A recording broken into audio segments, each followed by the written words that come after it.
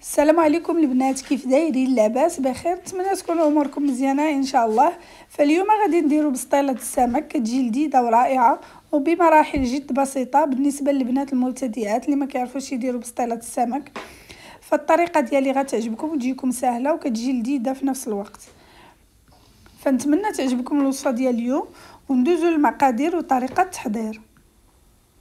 فغادي نحتاجوا اولا الحوت. هنايا عندي واحد قياس 2 كيلو ديال الميرنه، نتوما تستعملوا اي حوت ابيض عندكم.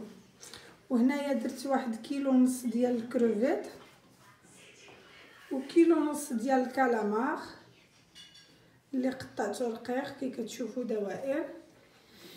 عندي قبطه ديال الربيع القزبر المعدنوس، وعندي حامضه ونص مصيره، وراس كبير ديال الثومه، زلافه كبيره ديال الزيتون مقطع،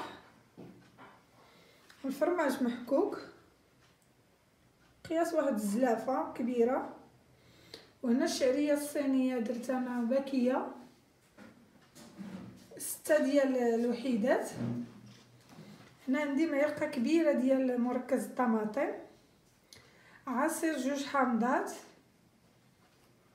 وبالنسبه للتوابل معلقه كبيره ديال التحميره، ومعلقه كبيره السكينجبير، ومعلقه كبيره ديال الخرقوم، معلقه صغيره ديال الابزار، ومعلقه صغيره ديال توابل السمك، معلقه كبيره ديال الكمون، 2 ضماد ديال البنات ديال الحوت، ومعلقه كبيره ديال الهريسه. فبالنسبه للهريسه حسب الذوق، انا هاد الهريسه ما عنديش حاره بزاف، داكشي علاش درت معلقه كبيره. وهادو هما المقادير اللي غنحتاجو. نسيت زيت الزيتون، وهنا صلصه الصوجا واحد 2 معالق كبار. دابا ندوزو لطريقه التحضير. فاول حاجه غنبداو بها هي الشرموله. باش غنشرملو الحوت، فغادي ندير هاد الحامض مصير من بعد ما زولت له العظم.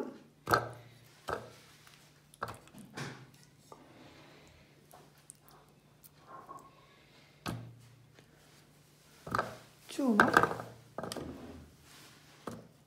فانا هنا غادي ندير 2 بسطيلات. فبالنسبه نتوما ليكم غادي ديروا بسطيله وحده، غتقسموا المقادير على 2. غندير هذا الربيع،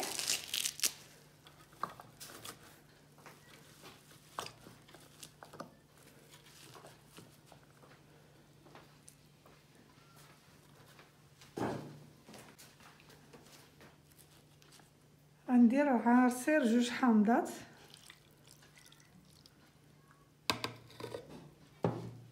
غندير هاد المعلقه د مطيشه مركز الطماطم، توابل، الملحه حسب الذوق، مي ما تكثروش حيت عندنا الحامض مصير مالح والهريسه مالحه ودامه البنه حتى هي مالحه.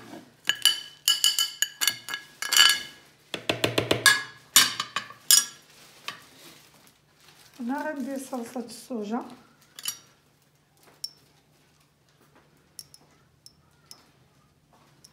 كيف قلت لكم قياس واحد 2 معالق،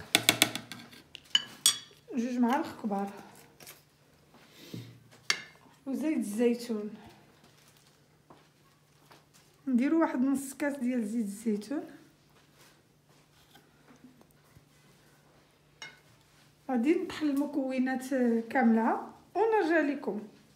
فهالشرموله من بعد ما طحنتها، فانتوما ذوقوها شوفوا واش ناقصها ملحه ولا الحار، ولا انا زدت فيها شويه ديال الهريسه. فغادي ناخذ الكروفيت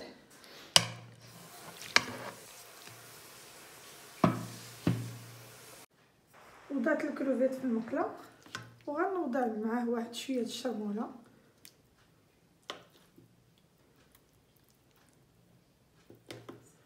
واحد 4 ديال المعالق. دابا غادي ندير البوطام يتقلى مزيان حتى ينشف لنا من الماء، نجهدوا له العافيه باش ما يبقى لناش فيه الماء ويضيع لنا الورق. فها كان درتو فوق البوطه كيف قلت لكم. كيف كتعرفوا الكروفيت ما كياخذش وقت كبير باش يطيب.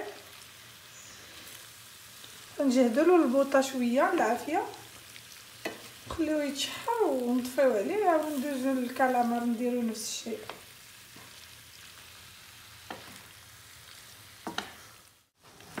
فها الكروفيت من بعد ما طاب كي كتشوفوا ما بقاش فيه الماء. دابا غادي ندير الكالامار بنفس الطريقه. فهو الكالامار حتى هو درت له 4 ديال المعالق د الشرموله، وغنخليه حتى هو يتقلى مزيان حتى يكشف من الماء.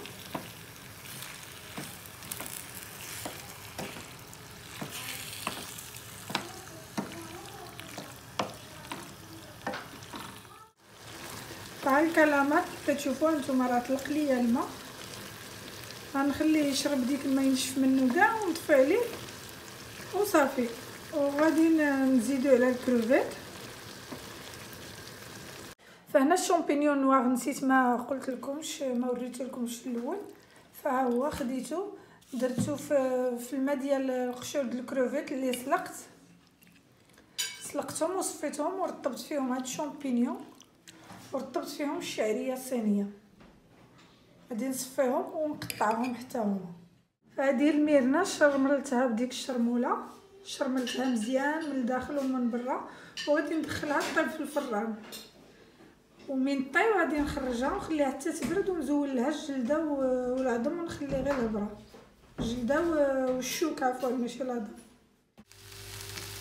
فهنايا خديت ديك الزيتون والشامبينيون قطعته ودرت معاهم شويه الشرموله ونخليهم يتقلاو ليا شويه حتى هما ينشفوا من الماء، ونضيفهم على السمك اللي راني وجدت. اي حاجه وجدتها كنديرها في الاناء اللي غادي نخلط فيه.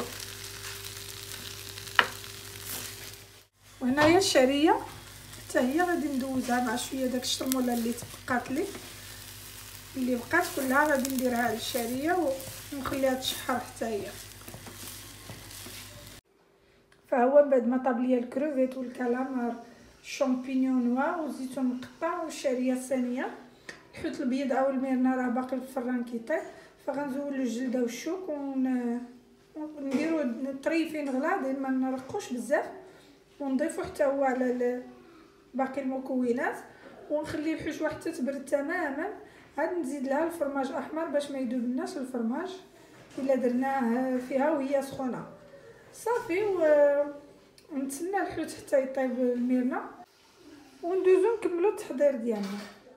دابا غادي نخلط ديك المكونات. انا زدت الفرماج محكوك والحوت الابيض حتى نخلط هادو عاد نضيفو باش ما يتفرتت لياش. انا وليت درت هنايا في هاد القصعه باش تقدني حيت ديك الطبسيل صغير.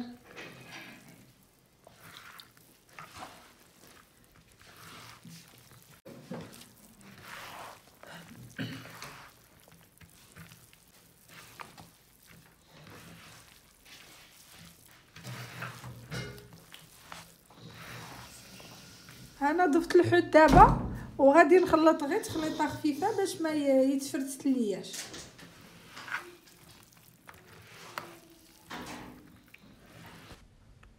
فاللي بغى يدير الحوت يدير الشعريه والكروفيت والقيمرون في الاول ومن بعد يضيف الحوت الابيض من الفوق فيقدر يديرو. فانا هكا خلطت وخليته طروفه غلاط كيف قلت لكم، وخلطت غير تخليطه خفيفه. انا كيعجبني نخلط كلشي. دابا غادي ناخدو الورقه، غناخدو واحد الصينيه اللي كتدخل الفران فيها فين غادي نصايبو البسطيله ديالنا. خديت الورقه غادي ندهن بعدا بالزيت والزبده هي الاولى المقله، وغادي نبقى نوضع في الوريقات ديالي ديال البسطيله وانا كندهن في الزيت والزبده. الزبده ضروري ما نديروها فوق البوطه تشرب ديك الماء ديالها نهائيا ما يبقاش فيها الماء، ونخلطوها مع شويه الزيت ولا نديرو غير الزبده بوحديتها اللي يعجبكم. فضروري الحشوه تكون عندنا ناشفه مزيان من الماء والزبده كذلك باش ما يضيعناش الورقه وتجي معجنه وتبقى تقطع. صافي غادي نستمر على هذا الشكل كي كتشوفوا في الفيديو. دائما كنرش بالزبده باش كتجيني الورقه مقرمشه مزيان. وهنا غادي نعمر البسطيله ديالي. فانا ديك الحشوه دارت ليا 2 بسطيلات، فاللي بغى يدير غير وحده ينقص من الكميه اللي عطيتكم. وغادي نلوي الوريقات دائما مع اضافه الزبده، فكل شيء كيعرف يلوي البسطيله ماشي شي حاجه صعيبه. غادي نضيف وريقات من الفوق ونلمطها مزيان، نحشي لها مع الجنيبات بحال اللي كنلمطو شي سداري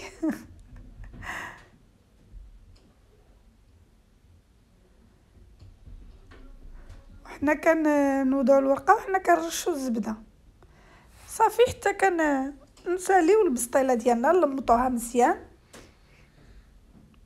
وغادي ندهنها بالزبده من الفوق. كاين اللي كيدهنها بالزبده مع التحميره اولا الهريسه، فانا كنفضل ندهن غير بالزبده بوحديتها. وغادي ناخذ واحد القطيب ديال العود ديال الشوا، وغادي نتقبي البسطيله ديالنا باش من ندخلوها للفران ما تطرطقش صافي. وغادي ندخلها للفران طيب على حراره 180 درجه، نشعلها من التحت حتى يطيب لتحت، عاوتاني نشعلها تحمر من الفوق. من بعد ما كطيب وتحمر على هذا الشكل، فانا رافقتها بريوات الفرماج، فما شاركتش معكم البريوات حيت ساهلين. خديت هنايا فرماج مثلثات ومربعات، وخديت الجبن اللي خلطتهم وزدت معهم شويه الزعتر شويه د الابزار، وعمرت بهم البريوات ديالي، وزوقت بشرائح الليمون الحامض وبالكروفيت، وقدمتها بالصحه والراحه. فجات رائعه جدا، جات لذيذه بزاف كتحمق. نتمنى تجربوها وتعجبكم وتردوا لي الخبر في لي كومونتير، وتبقاو لي على خير. نهاركم مبروك وبسلامه عليكم.